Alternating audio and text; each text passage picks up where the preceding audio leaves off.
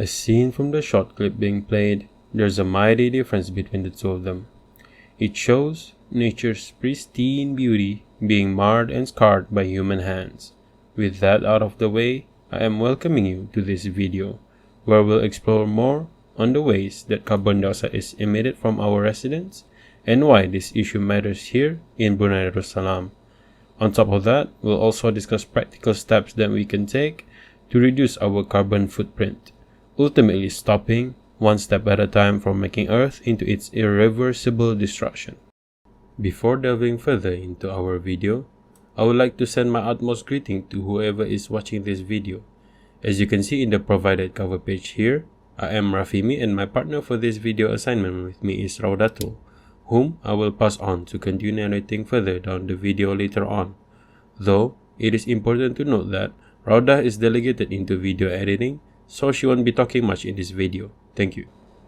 With that said, what is climate change? Climate change refers to the long-term alterations of a given place, which are primarily caused by human activities such as greenhouse gas emissions, leading to global temperature rising and frequent weather extremes and more natural disasters.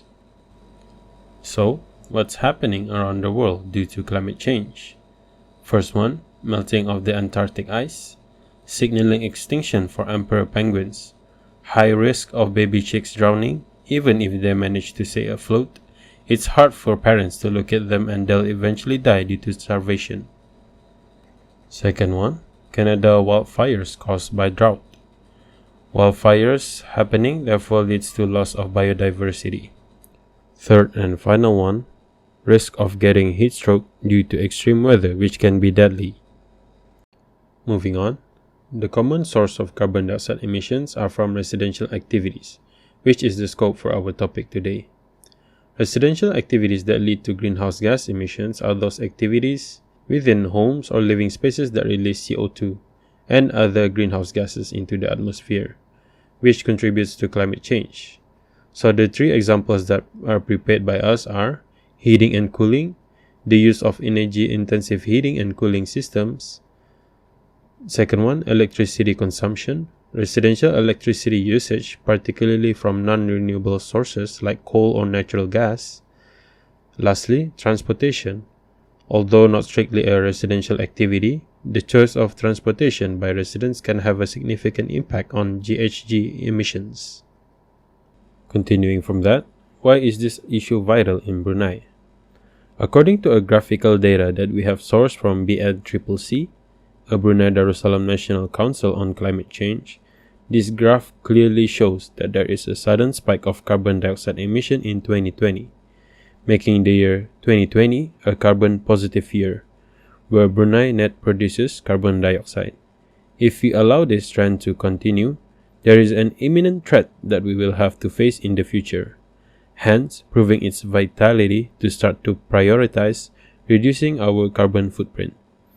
An extra info from this government website as well, carbon dioxide is the dominant gas emitter in Brunei, accounting for 94.7% of total greenhouse gas emissions as of 2020. With all the introductions for each topic of interest out of the way, we'll move into the sources of carbon emissions that are Brunei related. First main problem that we chose is transportation.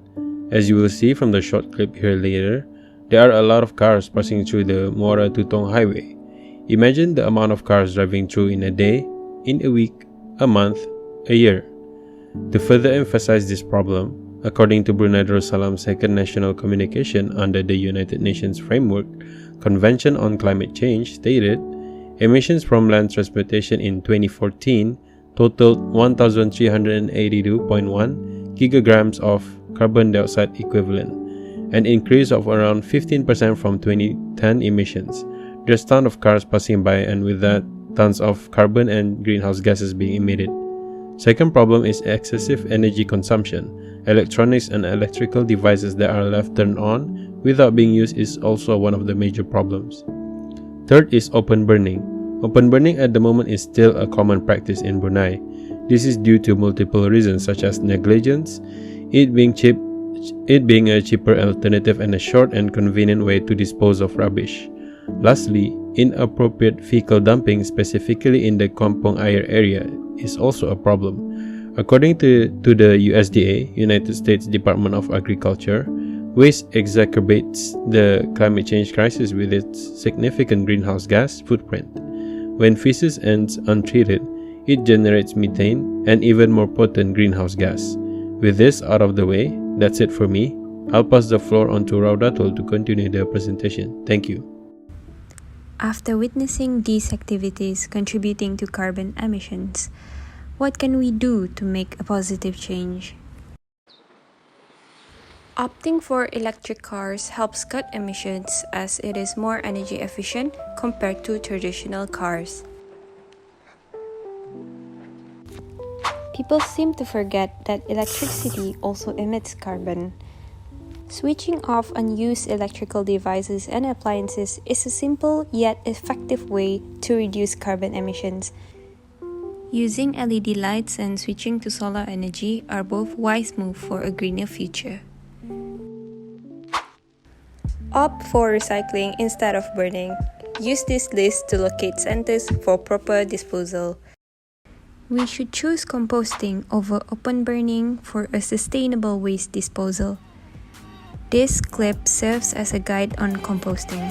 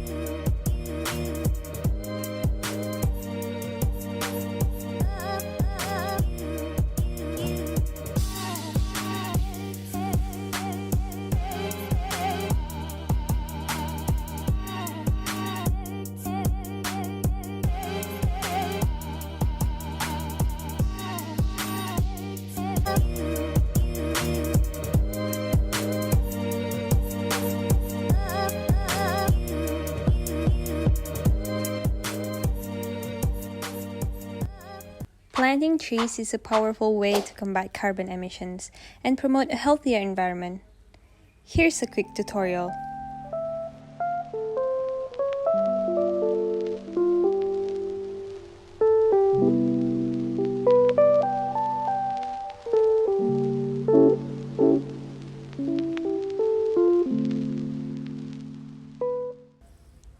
At the very least, let us inform and raise awareness, especially to the younger generations. Thank you for joining us on this journey to investigate and address carbon dioxide emissions from our homes. Together, we can make a positive impact on Earth.